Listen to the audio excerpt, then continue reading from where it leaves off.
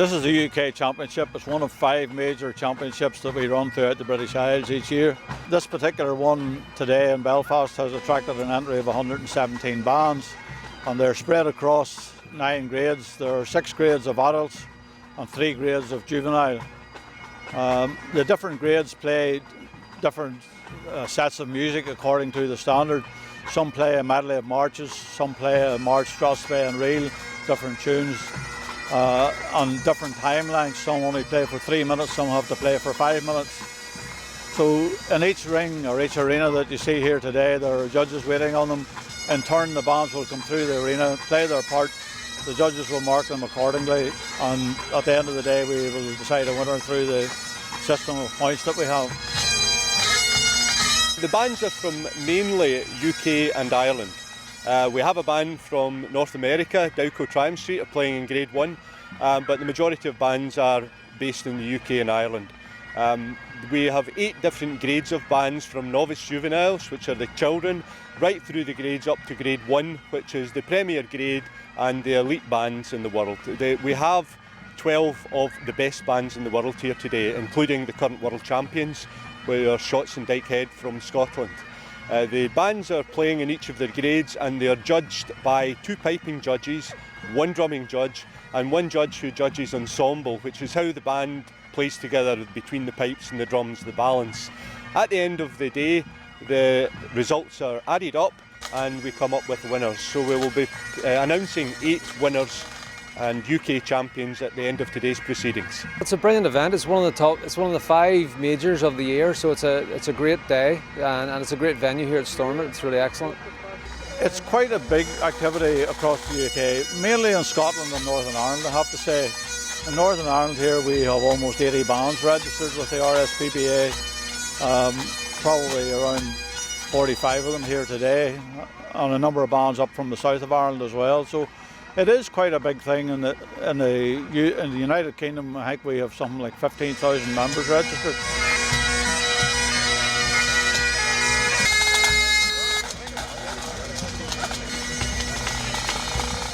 We're just from outside Cookstown near Lough Fay, playing now from, I think I started learning when I was 7 or 8. Then we've been competing in the band, started competing again in 2009, and has had a recently good series of years, prizes and stuff. A lot of our own young pipers come up through the ranks, as well as some outside members who have recently joined the band to bolster the ranks. What do we have at the moment? 9 pipers and 6 sides, and a couple of new tenor drummers and bass players and stuff like that. Our band was founded in Tullamore in 1911. It's the 3rd oldest band in Ireland, I believe. We compete in Grade 3B at the moment. 3 years ago we won the World Championships in Grade 4A and the British Championships in Grade 4A, and this is our first year out in competition since then, so we're hoping to do well in Grade 3B this year. We practice twice a week in Cookstown. It's just really fun. It looks good as well. It's really good fun and good crack, and it's just something different to do, and yes, really good. Well, Shotts and Dykehead are a band in Lanarkshire, Scotland. I joined the band in November. My brother plays the pipes in the band. I started drumming there and I've went on to play other bands, and I've came back. So I started there when I was about 17, 18. We're from Vancouver, Canada, and out there it's fairly popular to play bagpipes. It's a growing tradition out here. We're currently working to get more of the community involved. This is our first time actually over in Belfast. We normally come every year in Glasgow to compete in the World Pipe Band Championships in August, and this year we decided to do something different and see Belfast. So we're actually very excited to be here. We're enjoying being here so far and seeing the sights, and we're very eager to compete today. We formed in 2008 actually, and we've been playing together as a group since then with 35, 40 players. It's around 22 pipers, and the remaining are drummers and side drummers and bass drummers. We play a variety of music, traditional music as well as new school medleys and stuff. Yeah, being in the band, I like being in the band. It's fun, hard work, and it can have tough moments at times, but that's all a part of it. I'm pipe major of Field Marshal Montgomery pipe band, so really I'm in charge of the music aspects of what we do and how we sound and run the practices and stuff like that. So I've been playing for a long time. I've been pipe major for now about 35, 36 years of the band, so I'm quite a veteran. Getting towards the end of my career just now, but I've been quite successful with the band. At our level, I mean, you need to compare it to the Premiership football. We'd be Grade 1 and we have to practice every night, so there's no let up on that, especially during the competition season. You have to practice every night. As a band, we practice twice a week and then we get together at the weekends, so it's quite a commitment at the highest level. In the ring there are 4 judges in each competition. We have 2 judges who judge only the piping element. We have 1 judge who judges only the drumming element. And we have an ensemble judge who judges the ensemble of how the pipes and drums all fit together. It's 1 round only, except where the grades are more than 25 entries in a grade. For instance, in grade 4 we have more than 25 entries, so we split it into 2 qualifying heats, and then we have the top 6 from each qualifying heat going into a 12-band final. The judges will be looking for, well, they'll be standing, the first thing I listen for is a good start, so if everybody comes in on the same beat, the same note, and there's no squeaks or anything like that, they'll be listening then for technical quality throughout, no mistakes, the same tonal quality, no fluctuation in blowing, so even though you're blowing into the bag, you have to blow steady and squeeze the bag steady so that the sound stays the same the whole way through without dips or overblowing or anything like that, and then they'll be listening for a clean finish as well. So mainly technical playing, no mistakes and good sound is what they're looking out for. I give you the example of the Premiership football. We have to have good players, number 1. You have to have the best players, and it's my job to get them tuned together to sound like one, and the expression of the music is very important. So it's all about being at the top of your game, playing together and playing together with the drum corps to create a really good ensemble. You can hear the difference between a good band and a bad band. It's like anything. These guys are practicing day and night for months, if not years, before they come to play in a championship. I've said before, it isn't really a hobby, it's more a way of life. They live, breathe and eat pipes and drums. They're practicing from their children, really from the ages of 7 or 8, right through well into their adulthood. And it's great, it's a great organisation. The musicianship that these people are presenting to the public is fantastic. But what they're also doing is having a great social life.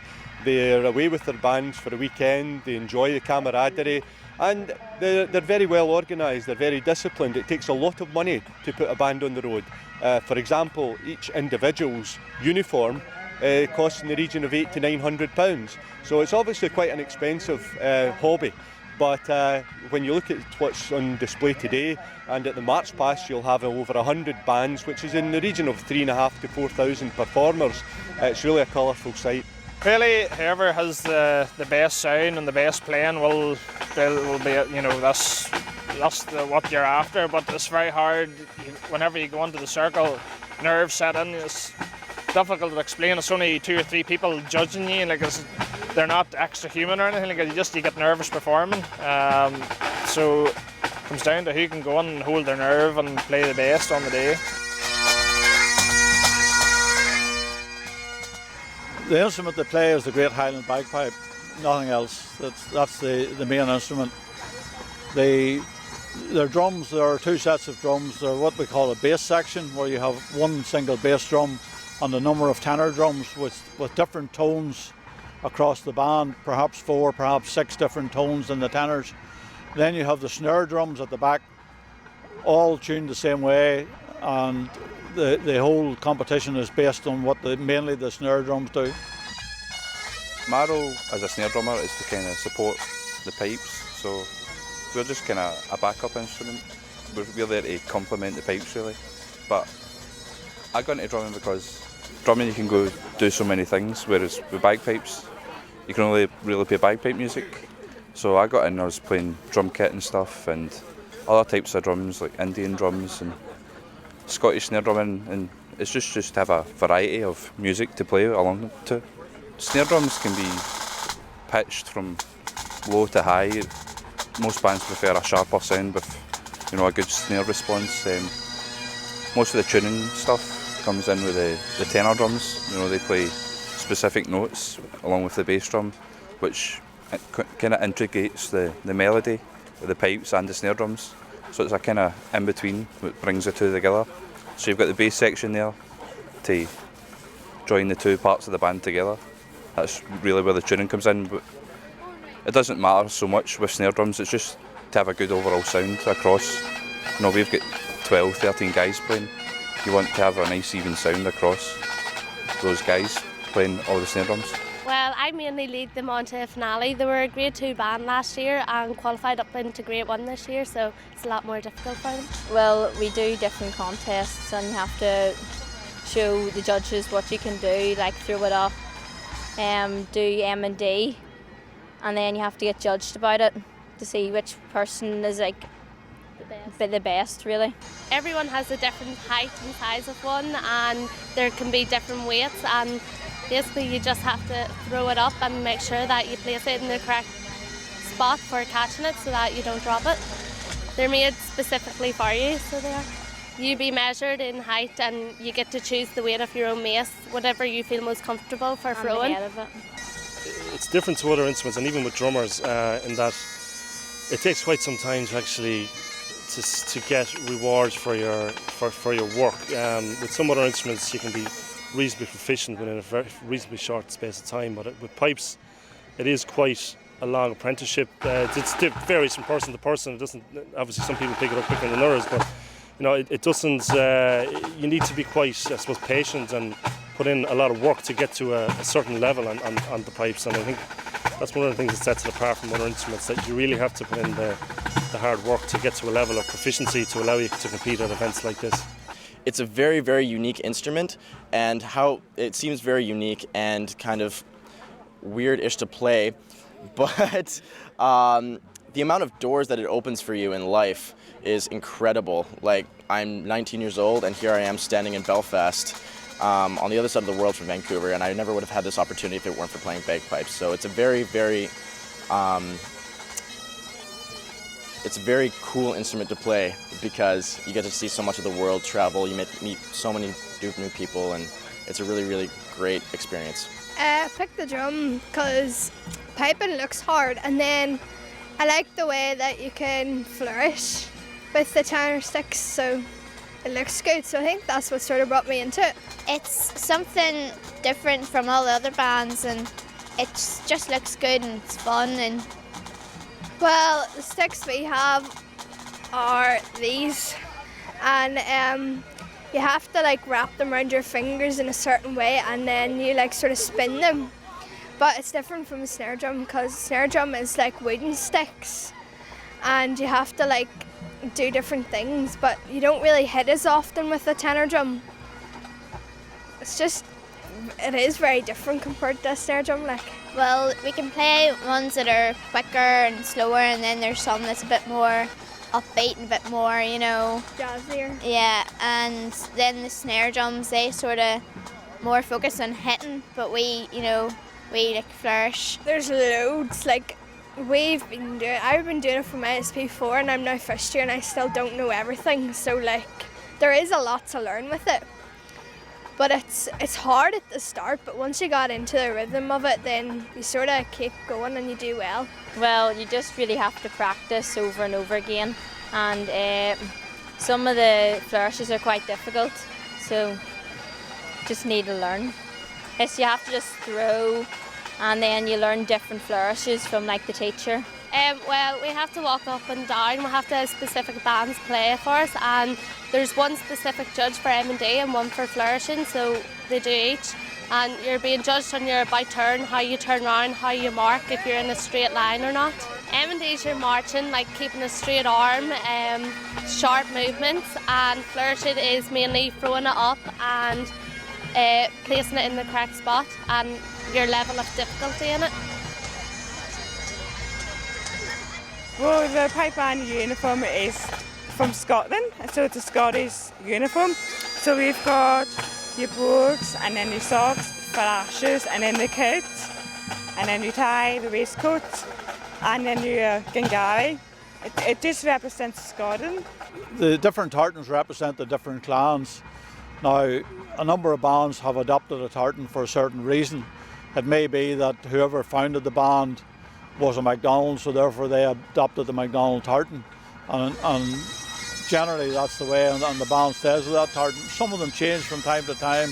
Some of them wear a tartan to represent their sponsors. A number of the bands from Scotland are actually sponsored by businesses over there.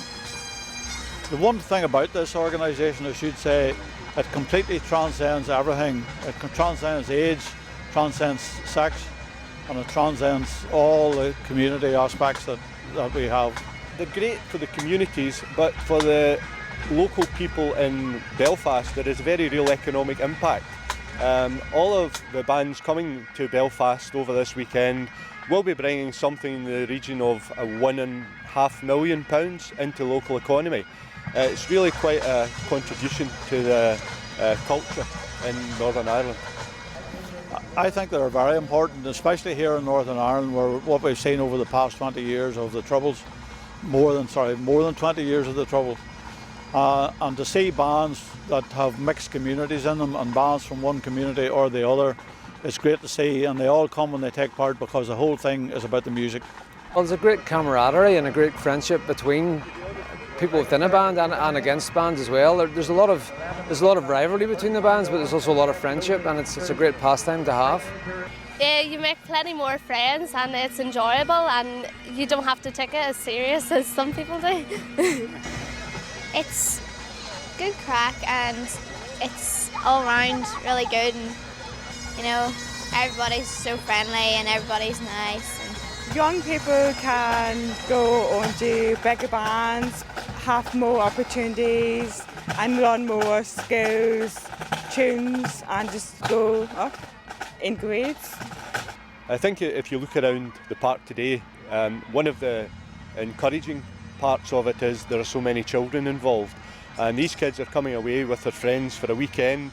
The pipe band competition is the main reason they're coming, but they really do enjoy themselves. It's a great discipline to learn to play an instrument, and it's promoting Scottish culture. We have very close ties with Northern Ireland through the Ulster-Scots agency, and Scottish-Irish culture is intertwined.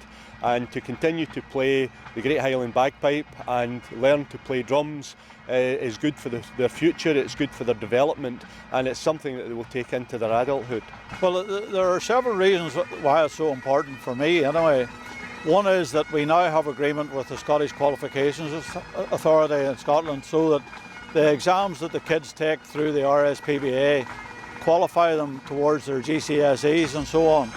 And you can go right up to degree level now, or almost, we're just putting the finishing touches to that. So you can go right up to degree level in pipe band musicianship, and that's a qualification that you can carry for the rest of your life. It also qualifies you if you want to go on after your playing days and be an adjudicator. You know, that that's a requirement to have a qualification to be an adjudicator. So all those things matter very much. The recorder, as we talked about when I was at school too, you got a recorder, you tried to play it for 2 or 3 years and you forgot about it and you never seen it again.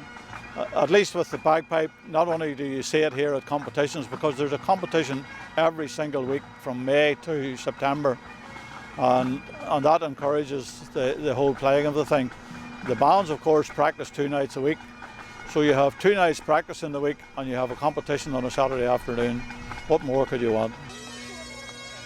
At the time it was the pipe major of the band, and I suppose my dad as well helped me learn at the start just up at the band hall, but it's starting to get into schools over here now. They have, I think there's 5 centres around Northern Ireland for weekend classes, but I think there's now classes in high schools and primary schools during the week, like sort of after school club or evening activity, you know, so it's improving over here, but it's still a long way to go to catch up with Scotland and other countries like that, but we're definitely heading in the right direction. Well, it's a great discipline to have. You have to practice very hard, and you have to be disciplined in what you do. So that's always something that would be good for any kid. Well, it's always good to have a hobby. It depends on the person really. If they want to go out and play sports, or they want to go and do something creative, arts or something. But music for me was always in my family. You know, my dad played the drums, my brother played the pipes, and I've got cousins that play drums as well. So it's through the family really. If you had parents that played, generally they would get you into it. My parents, David and Shauna Hilder, met playing bagpipes. They're actually the leaders of our band now, and when I was young, I wanted to be like them, so I decided to pick it up, and I've basically been playing since I can consciously remember. So it's very, very fulfilling being able to play in the same band as them now after many, many years of growing and trying to be there, so it's been a lot of fun. It started off when I was a 6-year-old. I was at church one day, and there was a fellow that was playing bagpipes. And I mentioned to my dad I thought they were cool, so he went and talked to him and asked me if I wanted some lessons. And 21 years later, I'm playing professionally in a world-class bagpipe band. There's a number of different things that kids get out of it. They get a build-up of team spirit from it. They get a build-up of discipline from it, because we are a very disciplined organisation. And they have the music side of it as well, which is important. And all those skills go together, because we did find for a while it was difficult to get kids to come into playing pipes. Now it seems to be the cool thing to do, and we are finding that more and more kids want to take it up. That's the only way to keep the thing going. I was just watching some of the wee smaller Scottish bands there, full of very young teenagers, and that's something maybe we lack over here, but we haven't got as many younger players coming through, so the band numbers are getting smaller. It takes a lot to keep the bands going throughout the years. Obviously it's a big commitment, and I suppose younger players, maybe if you get them incensed at a younger age, they get used to it and devote more of their time to it, whereas it's hard to get an older person to start into something you need young fingers for to learn in the first place, and then just develop over the years. I did used to do an instrument, but not really anymore. I just kind of give it up. Trumpets and trombones and clarinets and all that type of instruments. It's not really anything to do with pipe bands or... More instruments for an orchestra. You don't get offered to learn bagpipes or anything. It would be nice to do it, so it would. A lot of people say to me that grown adults say that they never learned an instrument and they always regret it. I think it's like anything. It's same with sport. I think if you're involved in something, you're less likely to be maybe engaged in more antisocial activity. It's a great social outlet. Brings people together. Like it isn't just purely for the sake of the music, but there's many spin-offs to it. It gives you confidence that you can bring into other facets of your life, be it professional or otherwise. That happens around your town and stuff. It sort of keeps you out of like going to youth clubs and stuff. It's better for you in a way. And on a Saturday, like most Saturdays, you're always away, so it keeps you from out of getting in trouble and stuff as well. So it's good crack. I think everybody should play an instrument because it's almost clears your head a bit. It's good to sort of get out and get stuck in and do all the drumming and everything.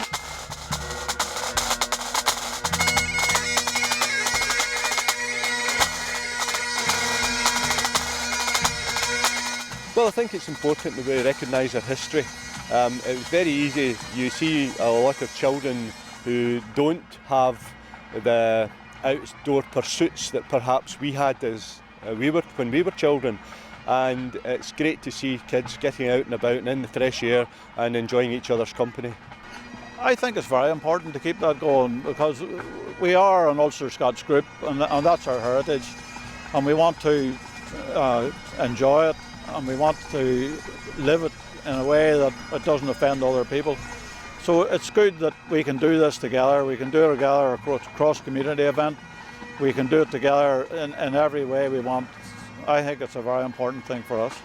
I think you should keep this going because it's a Scotland thing, and bringing in more, it's different from folk bands and pop bands and other bands. We just represent Scotland. For me, my heritage is Scottish, like going back 4 or 5 generations. I think it is important to maintain your roots and kind of show where you're coming from, where your heritage is. And I think that's one of the reasons why it's a big hit in Vancouver and across Canada in general. I don't know, it's just good fun, try and get people into the spirit of pipe bands and get to meet new friends. Yeah, I think everyone who comes here enjoys it. So it's a good thing to get away from and relieve a bit of stress, and it's very enjoyable. I just love the whole buzz of a competition and kind of the atmosphere that's in a ground like this. It stays like this to make it all worthwhile, because I love the thrill of competing and the atmosphere, that the whole buzz around competitions such as this.